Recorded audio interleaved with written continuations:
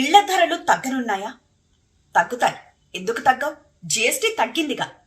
ఇప్పటి వరకు real estate ఒక రేంజ్ లో డీలా పడిపోయింది. ఎందుకంటే రేట్లు అలా ఉన్నాయి. మరి ఒక మిడిల్ క్లాస్ వ్యక్తి లేకపోతే అప్పర్ మిడిల్ క్లాస్ వ్యక్తి ఒక ఇల్లు కొనాలంటే బెంబేలెత్తిపోయిన పరిస్థితులు ఉన్నాయి. కానీ ఇప్పుడు జిఎస్టీ తగ్గింది కదా, అందుకని ఇళ్ల ధరలు కూడా తగ్గనున్నాయి. ఎందుకంటే ఇళ్ల నిర్మాణానికి సంబంధించి లైక్ సిమెంట్ కానీ మార్బుల్స్ కానీ ఇలాంటి వస్తువులపై జిఎస్టీని భారీగా తగ్గించింది ప్రభుత్వం. దీంతో నిర్మాణ వ్యయం తగ్గనుంది. సో ఇప్పుడు ఇళ్ల ధరలు కూడా తగ్గబోతున్నాయి. ఇల్లు కొనాలంటే ఇదే బెస్ట్ టైం అట. ఎందుకంటే ఒక పక్క జిఎస్టీ స్లాబ్లు తగ్గించారు, మరోవైపు ఇల్లు కొంటే నెక్స్ట్ ఐటీ రిటర్న్స్ లో కూడా ఫైల్ చేసుకోవచ్చు.